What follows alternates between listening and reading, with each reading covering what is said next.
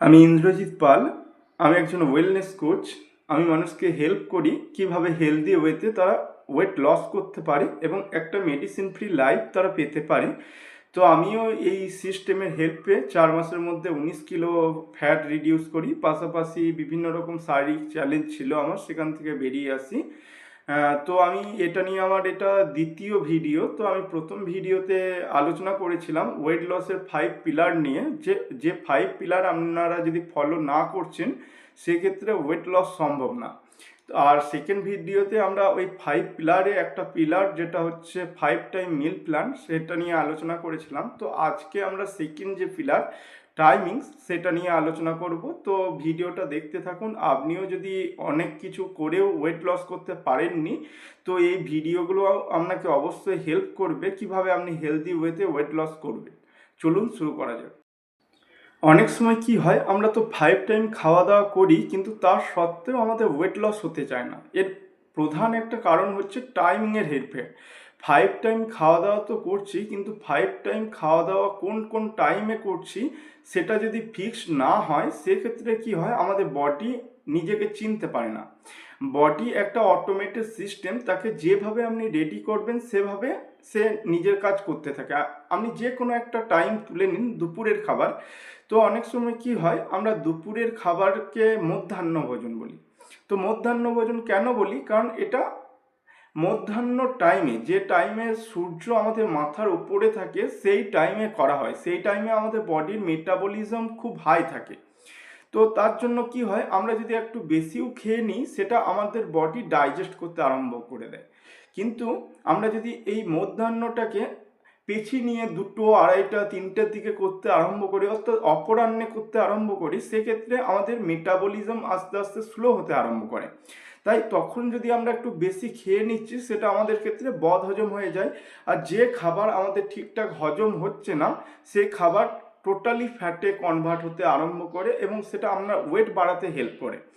তো আপনিও দেখুন আপনার খাবার টাইমিং ঠিক রয়েছে কিনা। যদি ঠিক না থাকছে সেক্ষেত্রে আপনার টাইমিংকে ঠিক করুন। 5 টাইম খাবার দাবারের মধ্যে 3টে মিল, আমরা যখনই মিল বলবো আমরা ধরে নেব তার ক্যালোরি কাউন্ট 200-র ওপরে, এবং যেটাকে স্ন্যাক্স বলছি, 2টো স্ন্যাক্স যেটা ক্যালোরি কাউন্ট হবে 200-র নিচে।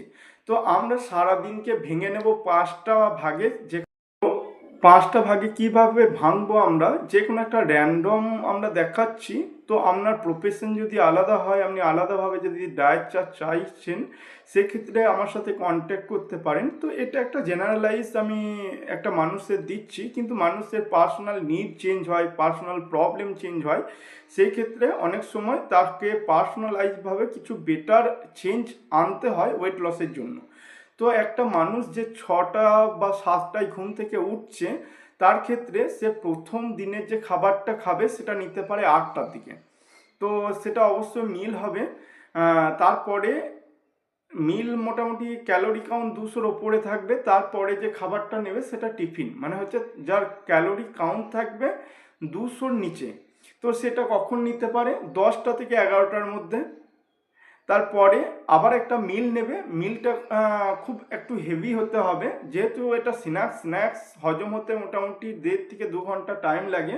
তো 10টা থেকে 11টার মধ্যে নিলে 12টা থেকে 1টা যে টাইম, সেখানে সে নিতে পারে কি একটা ভারী মিল নিতে পারে, এবং এই ভারী মিলটা হজম হতে মোটামুটি 4 থেকে 5 ঘন্টা বা 5 থেকে 5.5 ঘন্টা টাইম লাগতে পারে। তো সেক্ষেত্রে নেক্সট যে স্ন্যাক্সটা নেবে সেটা নিতে নিতে যেন 5টা 6টা বেজে যাবে। দেখবেন আপনার মেটাবলিজম যদি ঠিক থাকে তো 5টা 6টা বাজতে না বাজতে আপনার খিদে পেয়ে যাবে। তো সেই টাইমেও একটা স্ন্যাক্স আপনাকে কিন্তু রাখতে হবে।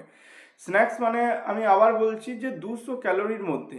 তো ক্যালোরি কাউন্ট নিয়ে আমি একটা ভিডিও করব। তো 200 ক্যালোরির মধ্যে কি কি আপনার স্ন্যাক্সে আসতে পারে, বা মিলে 200 ক্যালোরির উপরে কি কি রাখা যেতে পারে যাতে আপনার ওয়েট লস হবে, তো সেই সম্পর্কেও আপনার একটা বেসিক আইডিয়া চলে আসবে। আর এখনই বললাম যে স্ন্যাক্স যেটা 1.5 থেকে 2 ঘন্টা টাইম লাগে সেটা হজম হওয়ার জন্য, তারপরে আপনার আবার খিদে পাবে। তো আপনি যদি 5টা থেকে 6টার মধ্যে স্ন্যাক্স করছেন একটা হালকা, তো সেক্ষেত্রে আপনার 8টার মধ্যে খিদে পেয়ে যাবে। তো আপনি চেষ্টা করবেন রাতের ডিনারটা 8টার মধ্যে করে নেওয়ার।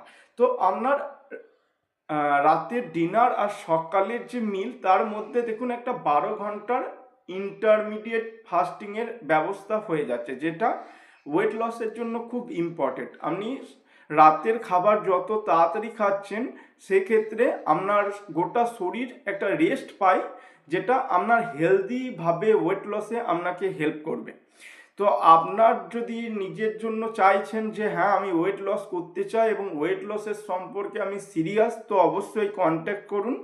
তো আপনিও আমার মতো ওয়েট লস করতে পারবেন, বা আমি যাদেরকে হেল্প করছি তারাও খুব ভালোভাবে ওয়েট লস করছে, তো তাদের মতো আপনিও ওয়েট লস করতে পারবেন। তো আজকের মতো এখানেই আমরা শেষ করছি ভিডিওটা। আবার দেখা হবে নেক্সট ভিডিওতে আরেকটা টপিক, যেটা হচ্ছে স্লিপ, ঘুমের কতটা গুরুত্ব আমাদের ওয়েট লসের জন্য, তার উপর আমরা আলোচনা করব। Thank you, tata.